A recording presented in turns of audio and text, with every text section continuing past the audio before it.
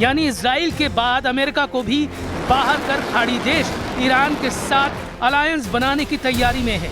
अगर ये deal done हुई तो खाड़ी देशों में अमेरिकी सैन्य अड्डों की जमीन खिसक जाएगी। खाड़ी देशों का ग्रुप ईरान की टोल शर्तों को मानने के लिए तैयार है। खाड़ी देश एक प्रस्ताव पर काम कर रहे हैं जिसमें ईरान को टोल के नाम पर पैसे मिलेंगे, जबकि ट्रंप हॉर्मुज में टोल के सख्त खिलाफ है।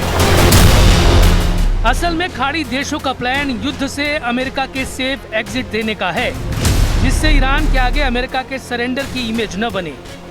जबकि ईरान ने अरब वर्ल्ड से अगर डील कर ली तो वो अमेरिका के सैन्य अड्डों को तबाह करने तक रुकेगा नहीं। ईरान के पड़ोस में जितने भी ट्रंप के बेस हैं, वहाँ ईरान मार्च 26 वाला बारूदी तांडव 6 महीने तक दिखाने का गोला बारूद उठाकर बैठा है। कितने ड्रोन लॉन्च करेगा ईरान? शाहिद ड्रोन का सबसे बड़ा अड्डा। 6 महीने तक युद्ध ईरान की गारंटी। ईरान ने अपना सीक्रेट दिखाना शुरू कर दिया है। ईरान अब 6 दिन नहीं, 6 हफ्ते नहीं, 6 महीने तक युद्ध करने के लिए तैयार है। ये सुरंग और यहाँ रखे हुए ड्रोन सबूत है कि ईरान की फायर पावर 6 महीने तक चलती रहेगी और इस दौरान उसकी ड्रोन वाली प्रोडक्शन लाइन लगातार काम करती रहेगी। इस सीक्रेट अड्डे में ड्रोन गिनकर थक जाएंगे ट्रंप और नेतन्याहू। ईरान बता रहा है कि इस वीडियो को देखकर क्यों इजराइल, अमेरिका और उसके साथी खाड़ी देशों को घबराने की जरूरत है, क्योंकि अब वो युद्ध में अपनी सबसे खास रणनीति बदलने जा रहा है और उसके नए हमले मिसाइल अटैक से भी घातक होने जा रहे हैं। 6 महीनों में अगर ईरान अमेरिका बेस क्लियर कर पाएगा तो फिर अगला नंबर इजराइल से हिसाब बराबरी का है, जिसका जिम्मा ईरान ने यमन के हुती फाइटर्स को दे दिया है। यरूशलेम पोस्ट की रिपोर्ट के मुताबिक ईरान से सैन्य तकनीक हासिल करने वाले हुती लड़ाकों ने हाल ही में मिसाइल टेस्ट किया है, जिससे फाइटर ग्रुप की फायर पावर डबल हो गई। इसके अलावा हुती अपनी मिसाइलों की रेंज और तबाही का दायरा बढ़ा रहे हैं, जिससे इजराइल को ज्यादा से ज्यादा नुकसान पहुंचाया जा सके। इजराइल के ईरान पर हमले के बाद हुती लड़ाकों ने अब तक नेतन्याहू आर्मी को बराबर की टक्कर दी है, जबकि लेबनान से हिजबुल्लाह के लड़ाके लगातार इजराइल पर हमला कर रहे हैं। रिपोर्ट के मुताबिक 28 मार्च से अब तक हुती फाइटर्स ने सिर्फ 6 मिसाइलें इजराइल पर दागी हैं और 5 ड्रोन से हमला किया है। हुती चीफ ने नई धमकी में कहा है कि ये उनका मास्टर स्ट्रोक है। लड़ाका ग्रुप के पास इजराइल पर दागने के लिए साल भर का मिसाइल गोदाम है। ईरान समर्थित फाइटर ग्रुप पहले से कहीं ज्यादा घातक प्लान के साथ वॉर मोड में आ चुके हैं। कल तक जिस हिजबुल्लाह को इजराइल लेबनान में घुसकर मार रहा था, वो आज की तारीख में जबरदस्त टक्कर दे रहा है। हिजबुल्लाह चीफ नईम कासिम ने धमकी दी है कि ट्रंप के कहने पर इजराइल से जो समझौता हुआ है वो किसी काम का नहीं। नईम कासिम ने ट्रंप से ईरान वाली डील की डिमांड कर दी है। عن السيادة هذا الاتفاق منعدم الوجود ويجب تطبيق مندرجات مذكرة التفاهم الإيرانية الأمريكية. في هذه اللحظات بيان صادر عن الأمين العام لحزب الله إن ربط الانسحاب الإسرائيلي بنزع سلاح المقاومة من كل لبنان طرح خطير جدا يتجاوز كل الخطوط الحمراء.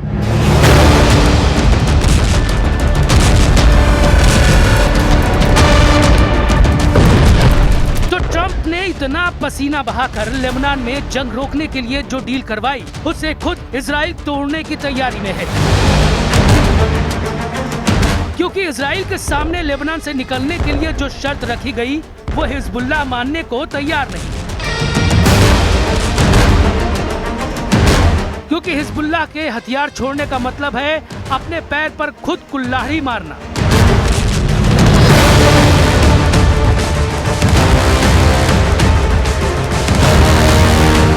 और इसलिए इजराइल ने दो टूक कह दिया है कि वो लेबनान तभी छोड़ेगा जब हिजबुल्लाह हथियार छोड़ेगा।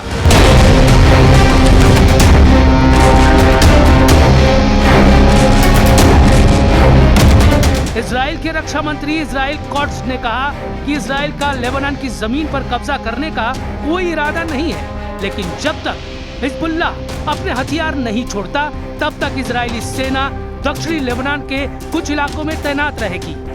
कॉर्ड्स ने कहा कि इजराइल की पहली प्राथमिकता अपनी सीमा की सुरक्षा है, इसलिए हिजबुल्लाह के हथियार छोड़ने तक इजराइल की सेना की पूरी वापसी नहीं होगी।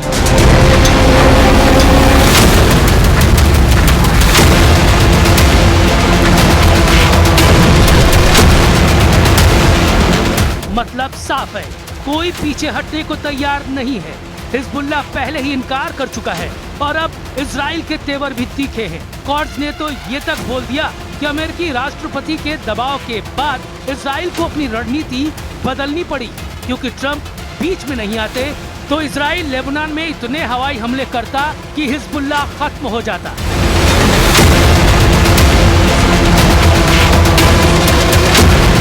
लेकिन अमेरिका के दबाव की वजह से इजराइल को बेरूत पर हमले रोकने पड़े और अब वो केवल चुनिंदा जगहों पर हमले कर रहा है। यही नहीं, इजराइल के रक्षा मंत्री ने लगे हाथ ईरान को भी चेतावनी दे डाली। कहा कि अगर ईरान ने इजराइल पर लेबनान की वजह से मिसाइलें दागी तो इजराइल की सेना जवाब देगी और अपने दम पर युद्ध लड़ेगी। यानी नेतन्याहू ने लेबनान के मुद्दे पर नहीं झुकने की कसम खा ली, बोल दिया कि ट्रंप कितना भी दबाव डाल दे वो नहीं झुकेंगे। No matter what happens in the talks, with an agreement, without an agreement, I pledge to you that Iran, as long as I'm Prime Minister, will never have a nuclear weapon. Never. As long as I am the Prime Minister of Israel, I will not let that happen. अब देखना होगा कि Israel का अगला कदम क्या होगा। वो Lebanon में इसी तरह मिलिट्री ऑपरेशन अंजाम देगा या ईरान और हिजबुल्लाह से आर पार का युद्ध लड़ेगा। क्योंकि ट्रंप ने अगर जल्दी मुस्तफा खमेनी और उनकी मिसाइल ब्रिगेड को नहीं रोका तो इजराइल का बचना नामुमकिन होगा। तेहरान की तरफ से इस वार्निंग को डिकोड कर लिया गया है, लेकिन मुस्तफा खमेनी और उनके तमाम लीडर्स को टारगेट करने के लिए अमेरिका ने भी पूरी तैयारी कर ली है। ट्रंप ने धमकी देकर बता दिया कि अगला टोमाहाक क्रूज मिसाइल कहां गिरने के लिए तैयार की जा चुकी है। दोहा में ईरान का स्टैंड अगर चेंज नहीं होता है तो ये मान लीजिए खाड़ी देशों में कहर बरतेगा। दोस्तों, अमेरिका और ईरान में एक बार फिर तल्खी है, फिर से तनाव बनता नजर आ रहा है और IRGC ने हमला किया है, जवाबी हमला किया है अमेरिका के अहदाफ पर, अमेरिका के ठिकानों पर। जी हां, ईरान और अमेरिका के दरमियान कशीदगी एक बार फिर बढ़ गई है। ईरान की इस्लामी इनकलाबी गार्ड्स कोर यानी IRGC नेवी ने दावा किया है कि उसने अमरीकी फौजी टारगेट्स को निशाना बनाया है। ईरानी हुक्काम के मुताबिक यह कार्रवाई ईरानी साहिली इलाकों पर होने वाले अमरीकी हमलों के जवाब में किया गया जवाबी हमला है, यानी पलटवार है। आप देख रहे हैं न्यूज़ 18 का सोशल मीडिया प्लेटफॉर्म, मैं हूं विशाल आजम। IRGC नेवी की जानिब से जारी बयान में कहा गया है कि इस कार्रवाई में खित्ते में यानी पूरे रीजन में मौजूद अमरीकी फौज की तैनाती के मुकामात को निशाना बनाया गया। ईरान का कहना है कि अमरीका ने इससे पहले ईरानी साहिली इलाकों पर यानी ये ईरानी कोस्ट हैं वहां पर फिजाई हमले किए, एयर स्ट्राइक किए थे, जिसके बाद यह जवाबी कार्रवाई की गई है। बयान के मुताबिक अमेरिका ने आबनाए हुर्मुज से यानी स्ट्रेट ऑफ हुर्मुज से एक जहाज के गुजरने को जवाज बनाकर कार्रवाई की। ईरान का मौक़िफ़ है कि अमेरिका मुख्तलिफ बहानों से अपने वादों और मुआहिदों की खिलाफ वर्जी करता रहा है।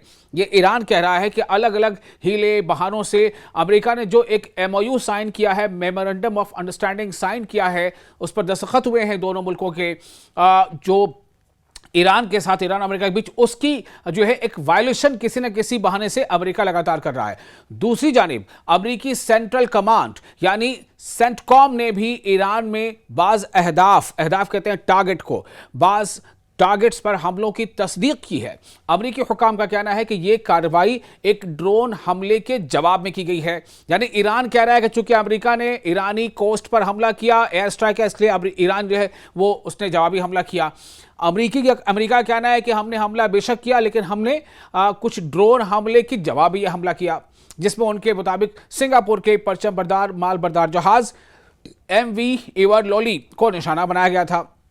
जैसा अमेरिका का कहना है, सेंटकॉम का कहना है, अमेरिकी दावे के मुताबिक ये वाकया आबनाए हुर्मुज यानी स्ट्रेट ऑफ हुर्मुज के करीब ओमान के साहिली इलाके में पेश आया। तहम ईरान ने हमेशा की तरह इन इल्जामात को मुस्तरद कर दिया है। ईरानी हुकाम का कहना है कि वो गैर फौजी अहदाफ को निशाना बनाने की पॉलिसी नहीं रखते। फिर से सुनिए क्या कहा गया ईरान की तरफ से। ईरानी हुकाम कहते हैं यानी जो भी ऑफिशियल्स हैं, आला जो ऑफिशियल्स हैं, उनका कहना है कि वो गैर फौजी अहदाफ, ऐसा कोई भी टारगेट जो कि नॉन मिलिट्री हो, वो उसको निशाना बनाने की पॉलिसी नहीं रखते हैं। ये ईरान कह रहा है। ईरान ने यह भी कहा है कि बाज अनासिर ऐसे हमलों को ईरान से जोड़ने के लिए मुबैना तौर पर फॉल्स फ्लैग कार्रवाइयां कर सकते हैं। यानी इसमें कहीं ना कहीं कोई साजिश भी हो सकती है ताकि उस हमले से ईरान को जोड़ दिया जाए और इसके नतीजे में अमेरिका फिर ईरान पर जवाबी हमला करे, फिर ईरान अमेरिका पर हमला करे। और ये जो काफ़ी मेहनतों के बाद, काफ़ी कोशिशों के बाद, कई मुल्कों के लगातार कोशिशों के बाद और कई देश मतलब दुनिया के कई देशों के लगातार आप कह सकते हैं कि आरजुओं के बाद, मेहनतों के बाद अमेरिका और ईरान के बीच MOU पर दस्तखत हुए हैं, मेमोरेंडम ऑफ अंडरस्टैंडिंग पर दस्तखत हुए हैं, लेकिन हालात को बिगाड़ने की कोई कोशिश कर सकता है, ये ईरान का कहना है। IRGC के बयान में यह भी कहा गया है कि अमेरिका ने दोनों देशों के दरमियान हाल ही में होने वाली मफाहमती यादाश्त यानी मेमोरेंडम ऑफ अंडरस्टैंडिंग यानी MOU की खिलाफ वर्जी करने की कोशिश की है, उसे वायोलेट करने की कोशिश की है। ईरान का कहना है कि इसका मुनासिब जवाब दे दिया गया है। ईरानी फोर्स ने खबरदार भी किया है कि अगर मुस्तकबिल में यानी इन फ्यूचर ऐसी कार्रवाइयां दोबारा हुई तो उसका जवाब पहले से ज्यादा सख्त और वसी होगा, यानी ज्यादा फैलाव के साथ होगा। यह आपको वाजे कर दें कि इससे कबल 7 अप्रैल को अमेरिकी सदर डोनाल्ड ट्रंप ने जंग बंदी का ऐलान किया था। ताहम हालिया वाकयात के बाद एक बार फिर रीजन में कशीदगी यानी तनाव बढ़ने के खदशात पैदा हो गए हैं। फिलहाल दोनों जानिब से सख्त बयानात सामने आ रहे हैं, जबकि आलमी बिरादरी यानी वर्ल्ड कम्युनिटी जो है वो सूरत हाल पर गहरी नजर रखे हुए है। अब देखना यह होगा कि आने वाले दिनों में यह तनाज़ा मजीद शिद्दत अख्तियार करता है या सिफारती कोशिशों के जरिए हालात को काबू में लाया जाता है।